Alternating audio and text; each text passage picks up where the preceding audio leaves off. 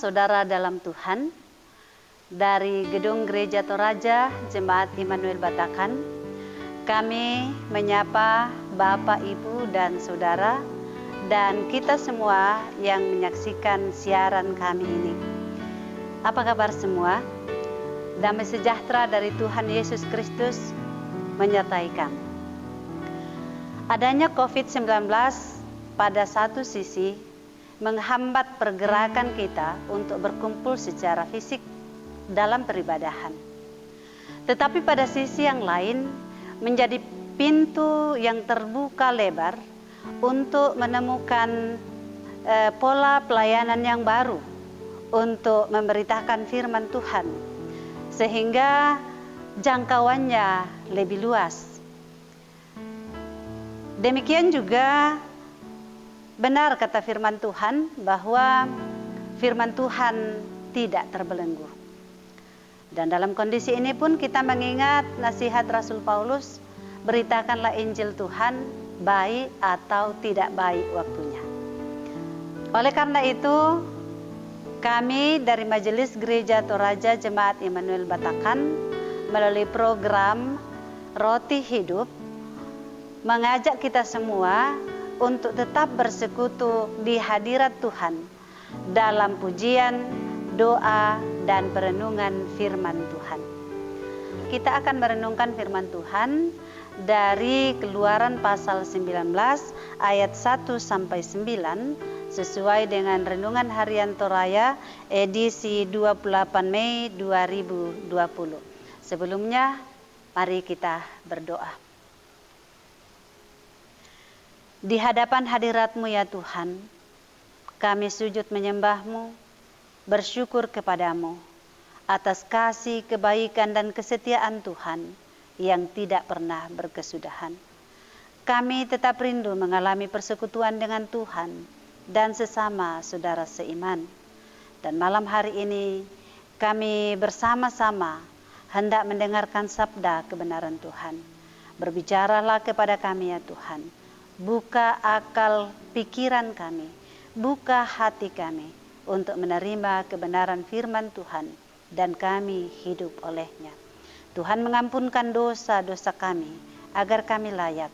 Demikian juga kami percaya Roh Kudus menolong kami, baik hamba-Mu yang akan menyampaikan firman, juga seluruh pendengar, jemaat Tuhan dimanapun mereka berada, disertai oleh Roh Kudus untuk mendengarkan firman ini, dan firman-Mu menjadi berkat kepada kami semua.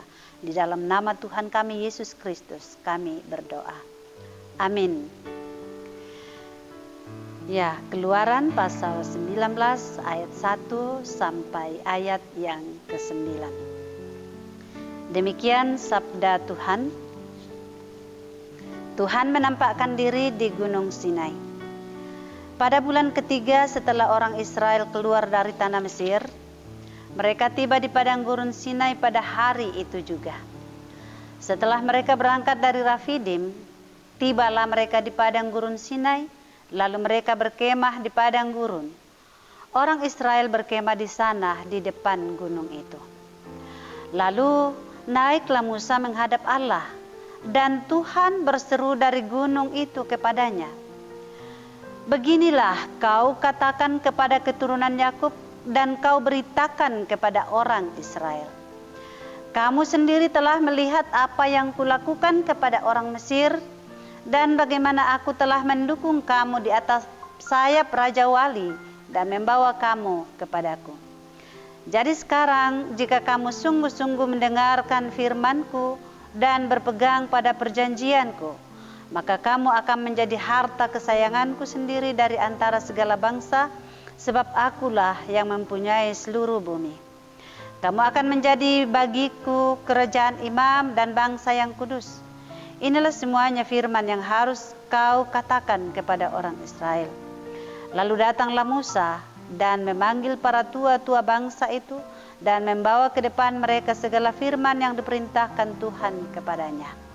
Seluruh bangsa itu menjawab bersama-sama, "Segala yang difirmankan Tuhan akan kami lakukan." Lalu Musa pun menyampaikan jawab bangsa itu kepada Tuhan.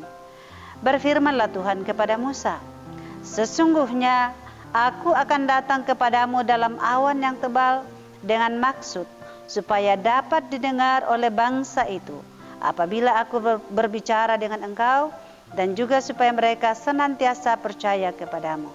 Lalu Musa memberitahukan perkataan bangsa itu kepada Tuhan. Amin. Dari seluruh bangsa di muka bumi ini, Tuhan memilih satu bangsa untuk menjadi umatnya, yaitu Israel. Sebuah hak istimewa, bukan? Dimulai dari Abraham, Allah mengikat perjanjian dengan Abraham dan dengan seluruh keturunannya. Allah tetap setia dengan janjinya tersebut. Dalam bacaan kita dikatakan bahwa dalam bulan yang ketiga, dalam perjalanan mereka keluar dari Mesir, Allah kembali meneguhkan perjanjian itu dengan umatnya Israel di padang gurun Sinai. Allah menunjukkan kesetiaannya memelihara bangsa itu. Oleh karena itu, Tuhan kembali berbicara kepada umatnya melalui Musa hambanya. Jika kamu sungguh-sungguh mendengarkan firman-Ku dan berpegang pada perjanjian-Ku, maka kamu akan menjadi harta kesayangan-Ku sendiri. Luar biasa, menjadi harta kesayangan. Kita semua mungkin punya harta kesayangan. Bagaimana perlakuan kita terhadap harta kesayangan? Tentu akan dijaga, dipelihara, jangan sampai rusak, jangan sampai hilang. Demikianlah kasih Allah. Demikianlah perlakuan Allah terhadap umatnya. Hak istimewa yang diberikan Tuhan kepada umatnya tersebut. Kalau mereka mendengarkan firman-Nya, berpegang teguh kepada perjanjian. Hal yang lain adalah bahwa mereka akan menjadi kerajaan imam dan bangsa yang kudus. Inilah maksud daripada dikuduskan Allah. Dari sekian banyak bangsa dipilih satu bangsa, ditersendirikan, dikhususkan untuk Tuhan, dibuat layak di hadapan Tuhan untuk menjadi berkat bagi bangsa-bangsa. Mereka dipilih oleh Tuhan bukan karena kebaikan mereka, bukan karena kehebatan mereka, tetapi itulah hak istimewa semata-mata karena anugerah daripada Tuhan sendiri. Nah, dalam iman kepada Tuhan kita Yesus Kristus, kita pun disebut sebagai umat pilihan Tuhan. Kita pun disebut sebagai bangsa yang telah dikuduskan oleh Tuhan. Berdasarkan 1 Petrus 2 ayat 9, kamu adalah bangsa yang kudus, umat kepunyaan Allah sendiri. Kita pun diberi hak istimewa di dalam Yesus Kristus, dan itu luar biasa. Oleh karena itu, saudara-saudara, saya ingat bahwa pada bulan ini pun kita sudah memasuki bulan yang ketiga menjalani masa pandemi. Dan tentu bukan secara kebetulan Tuhan berbicara kepada kita pada saat ini, mengingatkan kita bahwa Ia tetap setia dengan janjinya. Ia tetap setia memelihara kita sebagai harta kesayangannya. Ia terus memelihara kita, menuntun kita dengan kasih setianya melewati masa-masa sulit. Kita juga sedang dipersiapkan untuk menghadapi sebuah realita baru yang disebut new normal.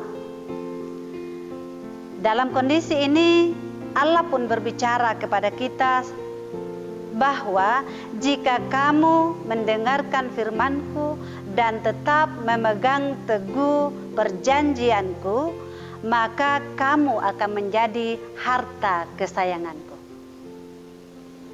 Mari saudara-saudara, kita benar-benar memaknai hidup kita bahwa kita adalah harta kesayangan Allah kita. Amin. Mari kita berdoa. Terima kasih Tuhan, Engkau sendiri yang sudah menguduskan kami, memilih kami menjadi umat-Mu di dalam iman kepada Tuhan kami Yesus Kristus. Dan biarlah kami tetap setia terhadap perjanjian Allah sendiri sebagaimana Engkau setia terhadap kami.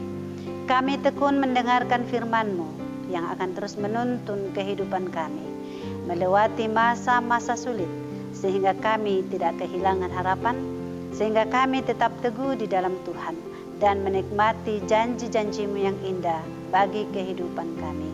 Terima kasih Tuhan, kami yakin bahwa Engkau melawat seluruh umat-Mu di muka bumi saat ini yang sementara berjuang dalam menghadapi pandemi virus corona, dan kami pun yakin bahwa Tuhan sedang bekerja untuk memulihkan bangsa kami, memulihkan kami semua, memulihkan dunia ini. Ini doa syukur kami di dalam nama Tuhan Yesus Kristus. Amin.